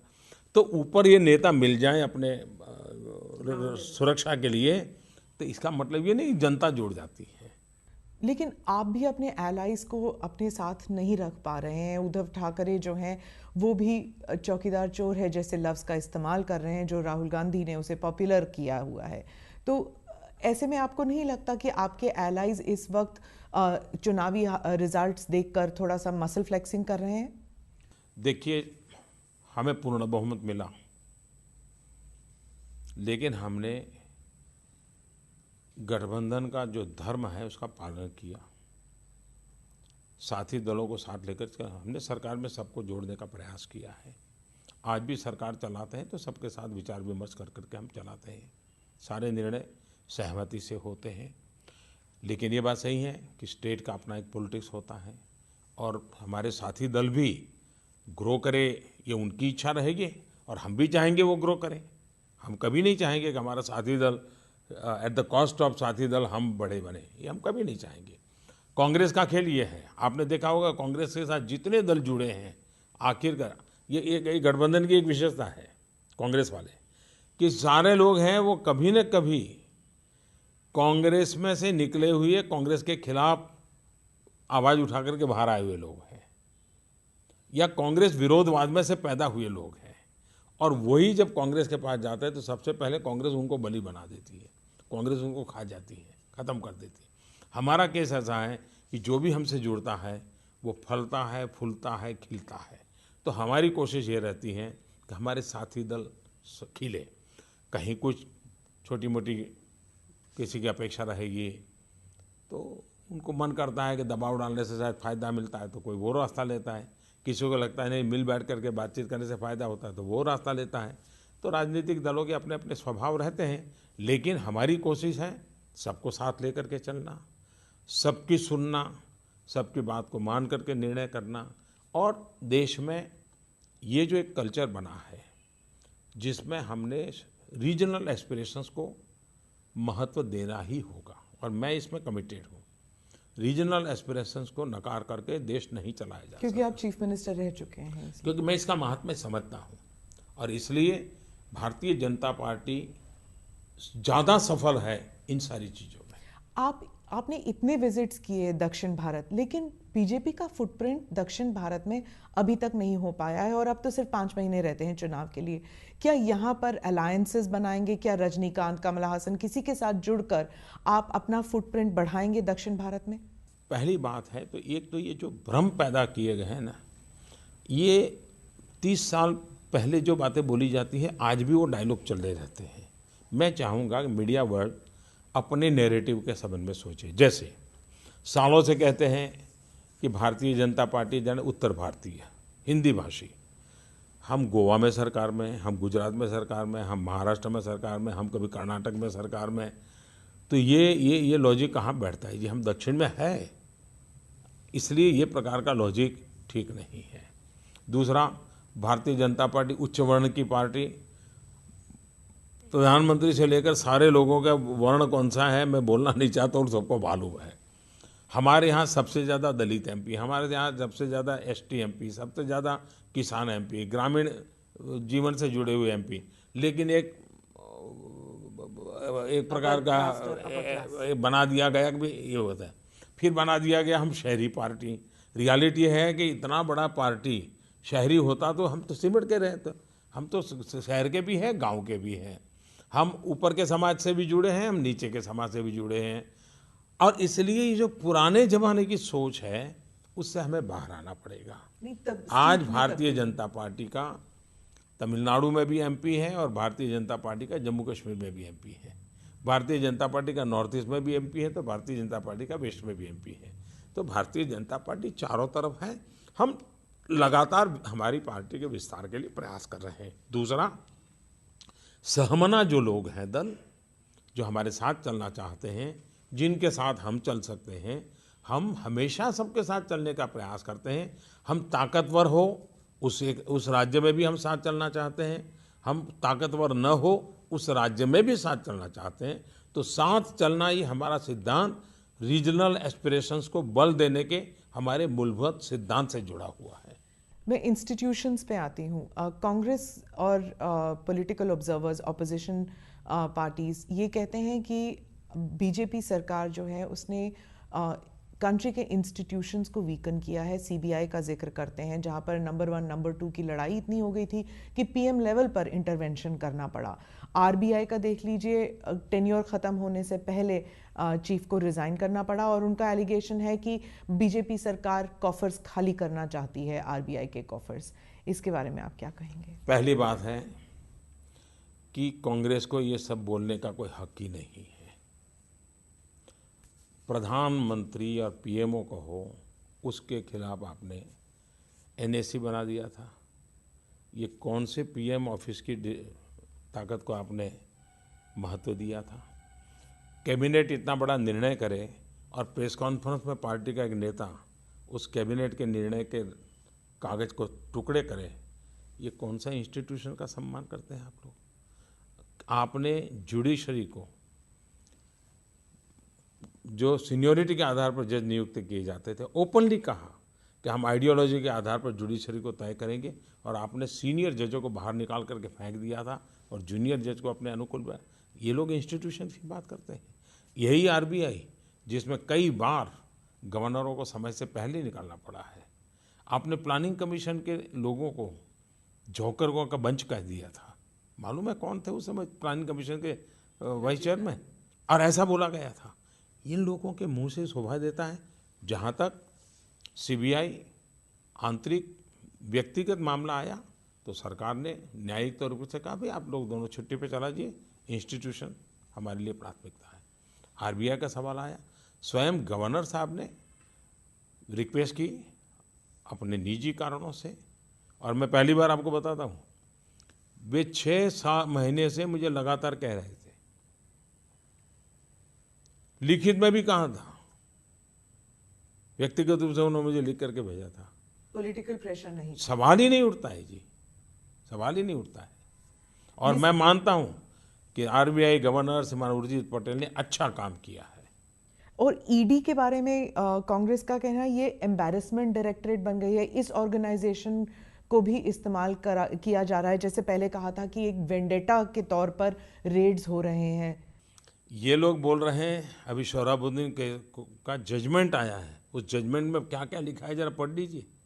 कोर्ट का जजमेंट है, सीबीआई कोर्ट का जजमेंट है, किस प्रकार से इंस्टीट्यूशंस का दुरुपयोग इन लोगों ने किया है। देखिए, हम 4.5 से बैठे, हम पर तो आरोप ये है कि मोदी इन लोगों के खिलाफ कदम नहीं उठा रहे हैं। दोनों तरफ से अब आप कह रहे हैं कि वेंडेटा है। ईडी प्रोफेशनली अपना काम कर रहा है, और अगर विदेश से कोई व्यक्ति जो राजदार है वो भारत के कब्जे में आता है तो हर हिंदुस्तानी को गर्व होना चाहिए कि नहीं होना चाहिए। अगर मिशेल को बचाने के लिए कांग्रेस पार्टी का वर्कर वकील बनकर के पहुंच जाए तब चिंता का विषय बनता है, वरना इस देश में तो गर्व होना चाहिए कि चलिए भाई एक राजदार आया है, सही जांच होगी, न्यायिक निगरानी में होगी तो देश का दूध का दूध पानी का पानी हो जाएगा। उसके बजाय आप अपनी पार्टी के वकील को भेज करके आप उसकी मदद करने के लिए पहुंच जाते हैं। चिंता का विषय तो ये है। उन्होंने तो नाम भी ले लिया है, मिसेस गांधी कहा, इटालियन पुत्र कहा। मेरे पास मीडिया रिपोर्ट है, मेरे पास और कोई जानकारी नहीं जी। रफाल का मुद्दा जो है, उस जहाज को लेकर राहुल गांधी ने सीधा सीधा आप पर करप्शन, क्रोनी कैपिटलिज्म, इसका एलिगेशन किया है, लेकिन आप चुप रहे, आपने कभी कुछ नहीं कहा। उन्होंने कहा कि अनिल अंबानी आपके दोस्त हैं, ऑफसेट में आपने उनका नाम लेकर फ्रांस के प्रेसिडेंट पर प्रेशर डाला, डसॉल्ट पर प्रेशर डाला और उसकी वजह से रफाल खरीदना पड़ा, ज़्यादा दाम देकर खरीदना पड़ा। लेकिन आप कोई सफाई नहीं दे रहे, आपके पार्टी के लोग दे रहे हैं, लेकिन आपने कुछ नहीं किया और सीधा सीधा आप पर इल्ज़ाम था। नंबर 1, ये मेरे पर व्यक्तिगत आरोप नहीं है, एक सरकार पर आरोप है, सरकार पर आरोप। मेरे पर व्यक्तिगत आरोप है तो उनको खोज करके निकालना चाहिए कि किसने दिया, क्या दिया, कहाँ रखा, सब निकालना चाहिए उन्होंने। दूसरी बात है कि संसद में मैंने विस्तार से इसका जवाब दिया है, जहाँ भी मुझे पब्लिक में बोलने का मौका मिला है मैंने इस विस्तार से बताया है। तीसरी बात है, सुप्रीम कोर्ट तक मसला क्लियर हो चुका है। सुप्रीम कोर्ट ने उसके बाल की खाल उधेड़ करके सारी चीज़ें निकाल कर के रख दी है। फ्रांस के राष्ट्रपति जी ने बयान दे दिया है, भारत के प्रधानमंत्री ने बयान दे दिया है।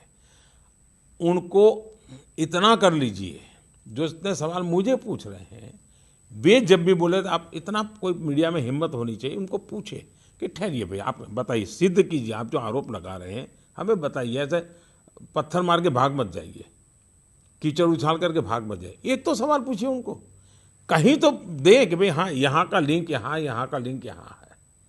ये तो दे नहीं पा रहे, बोलते चले जा रहे हैं जी। अब मुझे बताइए, उनको ये बोलने की बीमारी है तो मुझे बार बार उसी में उलझते रहना चाहिए क्या? मैंने एक बार जवाब दे दिया, पार्लियामेंट में दे दिया, सुप्रीम कोर्ट से मामला आया। दूसरी बात है, देश में चर्चा ये होनी चाहिए कि आज़ादी के बाद लगातार डिफेंस डील हमेशा विवादों में क्यों आए हैं? ऐसा कौन सा वर्क कल्चर बना है कि देश में इस प्रकार से डिफेंस डील को ही विवादों में डाल करके हमारे देश की सेना को और दुर्बल करने का षड्यंत्र कौन कर रहा है? क्या कारण है? दूसरी बात है, डिफेंस डील में दलालों को क्या ज़रूरत है? क्या इन दलालों के बिना डिफेंस डील नहीं होता? तीसरी बात है, मेक इन इंडिया अगर 70 साल पहले शुरू हुआ होता, भारत खुद अपने शस्त्र बनाता, तो ये बाहर से जो मलाई खाने वाला रास्ता है वो बंद होता कि नहीं होता? मेरा गुनाह ये है कि मैं मेक इन इंडिया की कोशिश कर रहा हूँ। मेरा गुनाह ये है कि हिंदुस्तान में सेना को जो ज़रूरत है वो हिंदुस्तान में बननी चाहिए, ताकि ये सारे बाहर से जो सौदेबाजी हो रही है बंद होनी चाहिए। और इसलिए मैं लगा हुआ हूँ, मैं टेक्नोलॉजी ट्रांसफ़र करने के लिए लगा हूँ, यहाँ कोशिश कर रहा हूँ। दूसरी बात है, जो लोग सेना को दुर्बल बनाना चाहते हैं, आरोप कर मर देते हैं, क्या मुझे मेरे पर आरोप लगे इसकी चिंता करनी चाहिए कि मेरे देश की आवश्यकताओं को पूरा करना चाहिए? मैंने तय किया है, जितनी गालियां पड़ेगी मैं खाऊंगा, जितने आरोप लगेंगे लगने दीजिए, मैं ईमानदारी के रास्ते पर चलूँगा, राष्ट्र रक्षा को प्राथमिकता देते हुए चलूँगा। मैं मेरे सेना के जवानों को उनके नसीब पर नहीं छोड़ूंगा। उनकी जो भी रिक्वायरमेंट है उसको खरीदना पड़ेगा तो प्रक्रियाओं को तेज गति से चला करके करूंगा। मुझ पर आरोप होते रहेंगे तो भी करूंगा, क्योंकि मैं ईमानदारी और सत्य के साथ जीने वाला इंसान हूं। इसलिए झूठे आरोपों से डर करके मैं मेरे देश की सेना को दुर्बल नहीं कर सकता हूं। मैं मेरे देश की सेना को निहत्थी नहीं कर सकता हूं। देश को जो आवश्यकता है वो मिलना चाहिए। सेना की बात चल रही है तो मैं सर्जिकल स्ट्राइक्स पे आती हूँ। जब सर्जिकल स्ट्राइक्स हुए हैं उसके बाद बहुत से पूर्व सैनिक जो हैं उन्होंने कहा कि सर्जिकल स्ट्राइक्स का राजनीतिकरण नहीं होना चाहिए था, लेकिन हर इलेक्शन में जो उसके बाद जो इलेक्शन हुए हैं बीजेपी उसे एक सक्सेस और एक पॉलिटिकल तौर पर उसका इस्तेमाल कर रही है। क्या ये गलत है? पहली बात है कि मैं स्वयं इस मत का हूं कि सर्जिकल स्ट्राइक का राजनीतिकरण नहीं होना चाहिए, उसमें तो कोई विवाद ही नहीं है। लेकिन जब सर्जिकल स्ट्राइक हुआ तो किसी सरकार के मंत्री ने बयान नहीं दिया है, न प्रधानमंत्री ने बयान दिया है। सेना के अफसर ने देश को जानकारी दी और वो भी इन्फॉर्मेशन दी है। और वो इन्फॉर्मेशन यहाँ दी इतना नहीं, टेलीफोन करके पाकिस्तान को भी बताया गया था। और जब तक पाकिस्तान को सूचित नहीं किया तब तक हिंदुस्तान के मीडिया को भी नहीं बताया गया था। और सेना ने खुद ने आकर के अपना एक डिटेल रिपोर्ट दिया था, वहीं बात समाप्त हो गई थी। लेकिन देश का दुर्भाग्य है कि उसी दिन पॉलिटिकल पार्टी के कुछ लीडरों ने सर्जिकल स्ट्राइक पर शक खड़ा किया। पाकिस्तान के लिए तो इस प्रकार से बोलना जरूरी था क्योंकि उनको वहाँ मोरल टकाए रखने के लिए आवश्यक था। लेकिन जो बात पाकिस्तान बोल रहा था वो हमारे देश के लोग बोल रहे थे। अपने बात को वजन देने के लिए उदाहरण भी पाकिस्तान का दे रहे थे। राजनीतिकरण वहीं से शुरू हुआ। आपने देश की सेना के लिए अनाप शनाप शब्द बोले।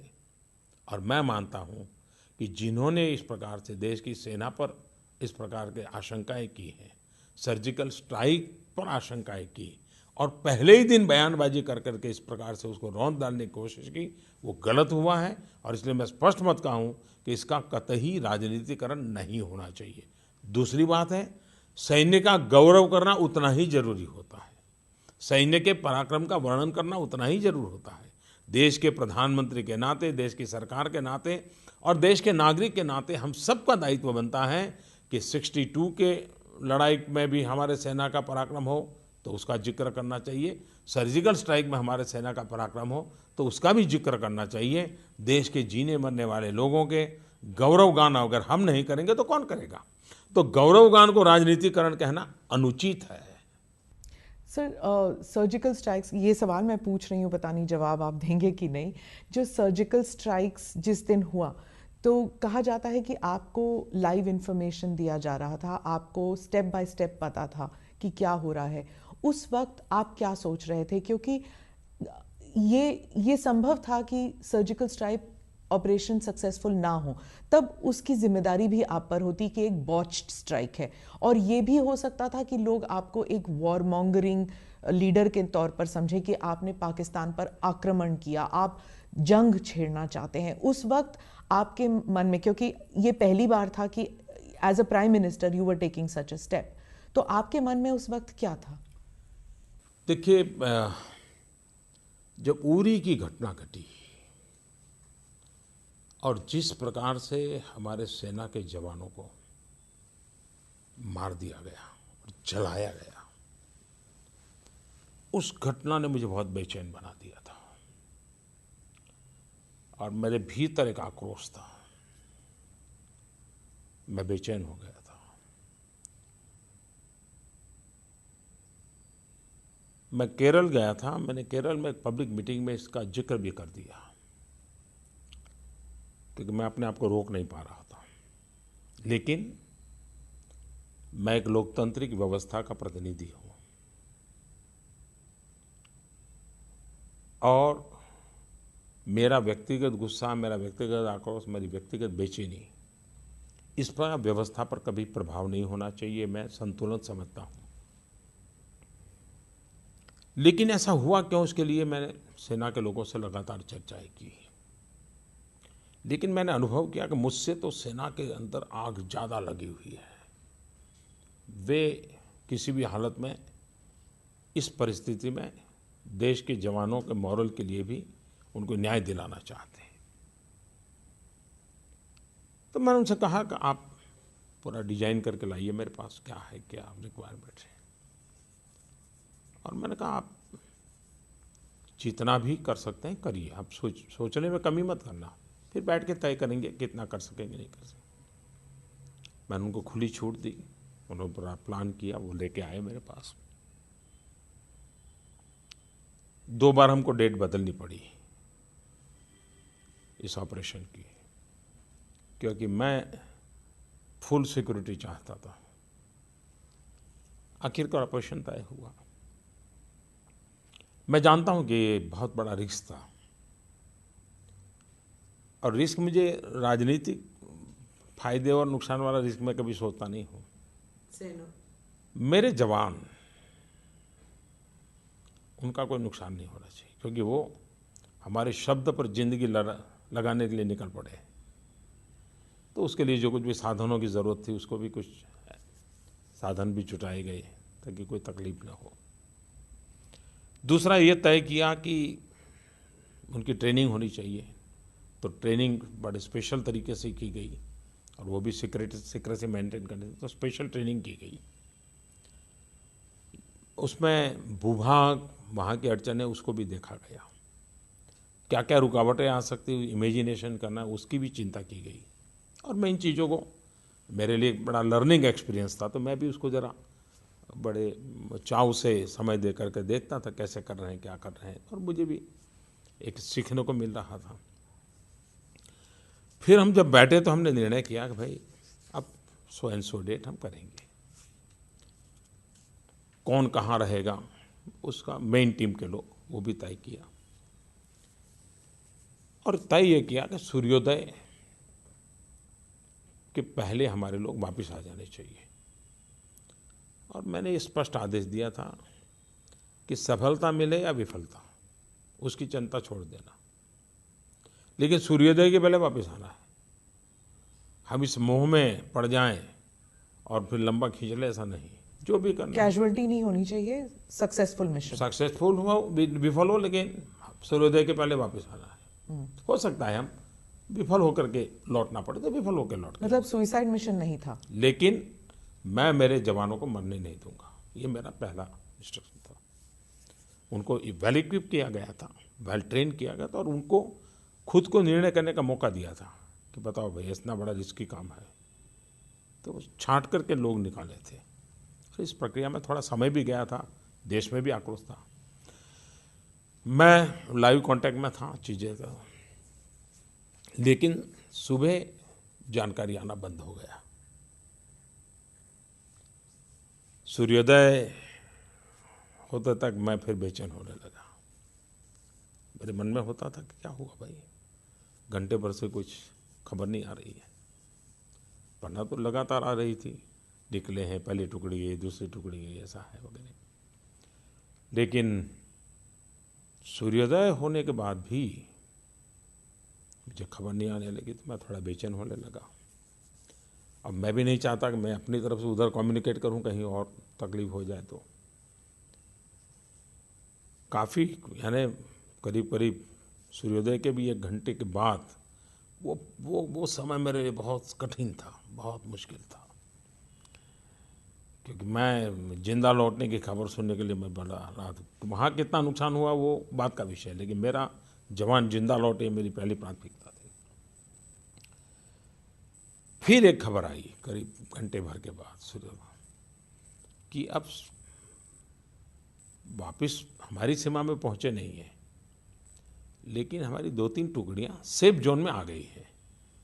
लेकिन चलने निकलते और कहीं रेंगते हुए निकलते तो समय लगेगा, लेकिन अब हमारा सेफ जोन है, इसलिए आप चिंता मत कीजिए। मैंने कहा फिर भी आखिरी व्यक्ति के पहुंचने तक मुझे खबर चाहिए। लेकिन वो हम करीब सूर्योदय के बाद 2 घंटे तक वापस आने का क्रम चला, और जब आखिरी व्यक्ति आ गया तो फिर हमने कैबिनेट कमेटी ऑन सिक्योरिटी की मीटिंग बुलाई और उनको मीडिया ने, आर्मी के लोगों ने आकर के सारा ब्रीफ किया। उसके बाद पाकिस्तान को बताना ये काम कैबिनेट कमेटी ने, सिक्योरिटी ने तय किया और पहले पाकिस्तान को सूचना करो कि ऐसा ऐसा हुआ है और उसके बाद मीडिया को बताना। तो पाकिस्तान के लोग टेलीफोन पे आते नहीं थे। मीडिया को 11 बजे बुला लिया था। मीडिया भी परेशान था कि भाई ये क्या बात है, बोलते नहीं कुछ। बात करीब 11:30 पौने 12 बजे हुई। तो 12 बजे फिर प्रेस को, सारा देश को बताया। तो मेरे लिए ये पल बहुत ही एक प्रकार से एक्साइटमेंट भी था, चिंता भी थी और मैं पूरी तरह खुद इन्वॉल्व था। तो बारीक नज़र ले रहा था, लेकिन जिस प्रकार से ऑपरेशन किया, जिस बारीकी से किया, हमारी सेना की शक्ति का मुझे एक नया परिचय हुआ जी। हमारी सेना में ये जो सामर्थ्य है अद्भुत है जी। और मैं तो सर झुकाकर उनको नमन करता हूँ। कितनी बारीकी से, इतनी परफेक्टली उन्होंने प्लान किया और इसलिए गर्व होता है हमारी सेना पर।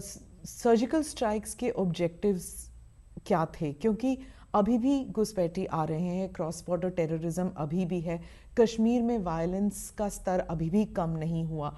तो क्या वो एक डेटरेंट के तौर पर इस्तेमाल किया गया था, लेकिन उसके बावजूद ये सब कुछ हो रहा है? तो क्या सर्जिकल स्ट्राइक्स और भी होंगे या एक पॉलिसी बन गई है कि क्रॉस बॉर्डर हम करेंगे, हॉट परस्यूट हम करेंगे?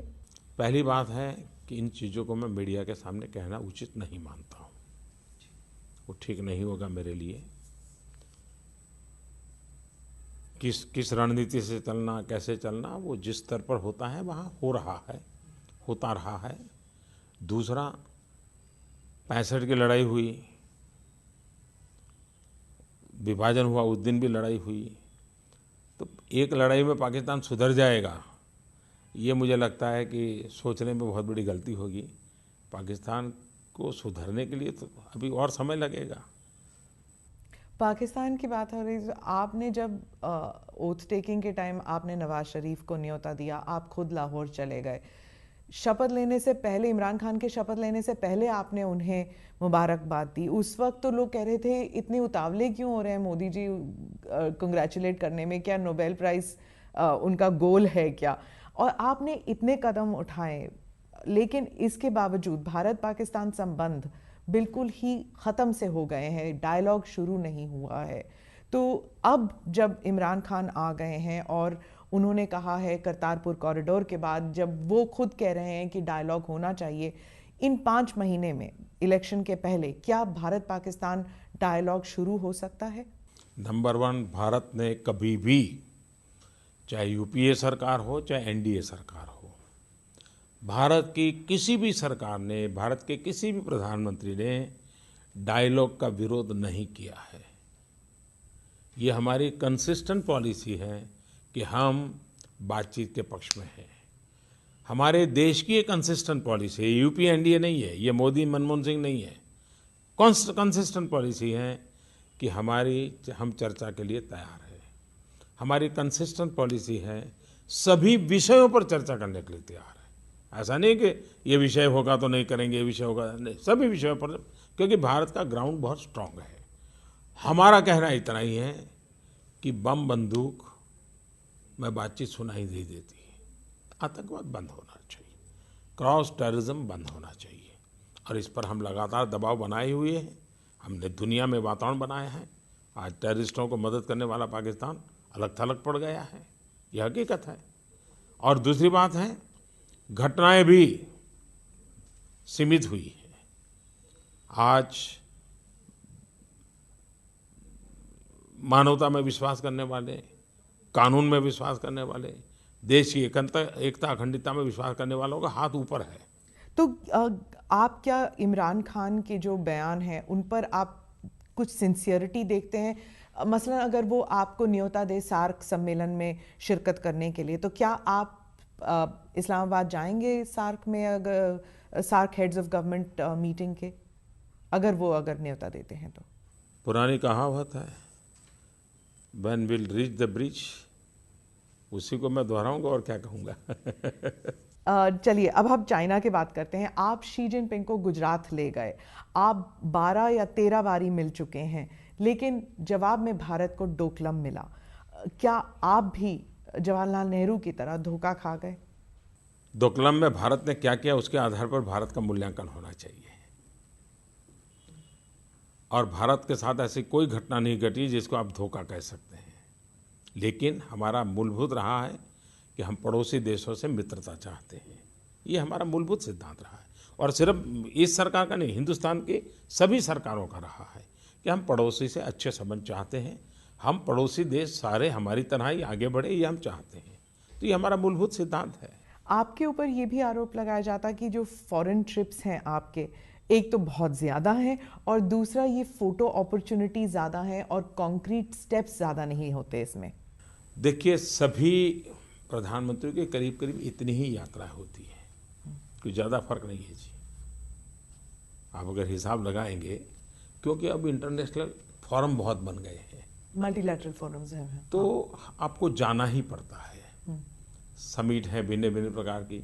अच्छा, प्रधानमंत्री से नीचे के लेवल का करते हैं तो वहाँ हमारी आवाज़ सुनाई नहीं देती है उस फोरम में, तो ये एक प्रकार से अनिवार्य हो गए। पहले तो एक UN जनरल असेंबली हुआ करती थी, तो एक बार चले गए और वहाँ दुनिया के लोगों के सामने अपनी बात बता करके आते थे। आज ऐसा नहीं है, G20 है, पता नहीं कितने कितने बन गए, तो मैं बोलने जाऊँगा तो भी 4 नाम मेरे छूट जाएंगे। तो वो अनिवार्य हो गया है, और वो मेरे साथ नहीं, मनमोहन सिंह जी को भी करना पड़ता था। मेरा इतना ही है कि मैं जाता हूँ अगर एक देश में, तो बगल के 1-2 देश करके आता हूँ, तो कम खर्चे में कम समय में अधिक काम हो सकता है। तो मैं भारत का दुनिया भर के अंदर अपनी बात पहुँचे प्रयत्न करता हूँ। दूसरी बात है, जहाँ तक पहले जो जाते थे तो कोई नोटिस ही नहीं करता था, जहाँ जाते थे वहाँ भी कोई नोटिस नहीं करता था, जहाँ से जाते थे उनको भी पता नहीं था गए कि आए। अब मेरा केस ऐसा है कि मैं जाता हूँ तो पता भी चलता है, क्योंकि मैं वहाँ लोगों से मिलता हूँ, कुछ काम करता हूँ, कुछ निर्णय करता हूँ, और मैं मानता हूँ देश के लिए मुझे करना चाहिए, इसके लिए कोई मुश्किल काम। प्रधानमंत्री जी, जब आप बनारस गए थे 2014 में, आपने कहा था माँ गंगा ने मुझे बुलाया है, लेकिन क्या 4.5 साल बाद अभी भी गंगा क्लीन अप एक्शन पूरा नहीं हुआ? आपको लगता है आपका वायदा पूरा नहीं हुआ अभी तक? ये बात मैं आज भी मानता हूँ।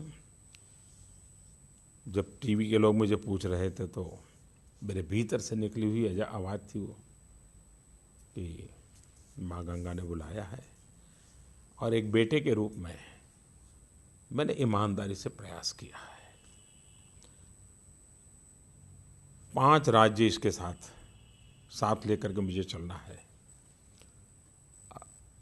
अभी तो 4 राज्यों में भाजपा की सरकार है, तो थोड़ा सरल हो गया। पहले अलग अलग सरकारें थी तो उनका अपना एक प्राथमिकता कुछ अलग थी। मैं किसी को दोष देना नहीं चाहता हूँ, लेकिन हमने एक काम जरूर किया। जब राजीव गांधी के ज़माने से इतने पैसे खर्च किए गए, ये सफलता क्यों नहीं मिली? तो हमने उसका पूरा अध्ययन किया। अध्ययन करने के बाद उसमें जो कमियां थी उसको कैसे ठीक किया जाए, तो हमने पूरी रणनीति उस प्रकार से बनाई और काफ़ी अच्छा प्लानिंग करके काम किया है। अब आप देखिए, 120 साल पुराना एक नाला जो करोड़ों लीटर पानी, गंदा पानी गंगा में डालता था, 120 साल के बाद अभी वो बंद किया गया। अभी 4000 गांव जो गंगा के तट पर है वो सभी ओपन डेफिकेशन फ्री हो गए। जितने भी नगर पालिकाएँ, महानगर पालिकाएँ हैं, वहाँ अभी मैं बनारस गया तो वहाँ भी एक बहुत बड़ा STP का प्लान हमने लोकार्पण किया। तो पहला काम है पहला गंगा को गंदी करने से रोकना। तो सारे सिविल प्लान, अब यह कंस्ट्रक्शन लगता है 2-2, 3-3 साल के प्रोजेक्ट होते हैं, सारे चल रहे हैं, कई हो चुके हैं, कई हो रहे हैं। अब दूसरा जो बड़ा चैलेंजिंग काम आने वाला है, वो जितनी नदियाँ जुड़ती हैं गंगा जी में, वो भी तो किसी न किसी गांव या नगर पालिका के निकट, वहाँ भी तो गंदा था, तो वो भी गंदा पानी लेकर के आती। अब उनको भी रोकना है, तो एक बहुत बड़ा ह्यूज काम है। लेकिन इन दिनों आपने देखा होगा इंटरनेशनल रिपोर्ट कि भाई गंगा का पानी में शुद्धता दिखाई देने लगी है, लेकिन इससे मैं संतुष्ट नहीं हूँ। ये तो अभी लेकिन हमारी दिशा सही है। हमने जिन जिन चीज़ों को हाथ में लिया है सही दिशा में पकड़ा है और ये हो जाएगा। उसी प्रकार से कॉन्ट्रैक्ट सिस्टम हमने अब उसकी कैपेसिटी बहुत बढ़ाई है, आने वाले 25 साल का सोच करके बनाई है। और जो कॉन्ट्रैक्टर हैं उनको भी 15 साल तक उसको मेंटेन करने का काम दिया है, ताकि ऐसा ना हो कि भाई म्यूनसिपाल्टी चला ना पाए और इसलिए वो बंद हो जाए तो फिर से गंदा पानी जाना शुरू हो जाए। तो इन सारी चीज़ों को लेकर के कर रहे हैं और मैं मानता हूँ कि ये परिणाम मिलेगा। तो चुनाव आप बनारस से ही लड़ेंगे, क्योंकि चर्चा में आया है कि शायद आप पुरी से लड़ें? ऐसा है कि मीडिया वालों को भी तो कुछ काम मिलना चाहिए ना, चलता रहता है। चलिए, अंत में प्रधानमंत्री जी आपसे पूछूंगी कि आप पहली बार के सांसद हैं, आपको संसद में आके कैसा महसूस हुआ और क्या आपने सोचा भी कभी कि राहुल गांधी आके आपको गले मिलेंगे और फिर आंख मारेंगे साइड में बैठे हुए व्यक्ति के साथ? उस वक्त कैसा महसूस हुआ आपको? और इन 4.5 साल जो आप सांसद रहे उसके बारे में जो अप्स एंड डाउन्स थे उसका कुछ बताएंगे हमें? हमारी संसद में अच्छी चर्चा हो, गहन चर्चा हो, ये बहुत जरूरी है।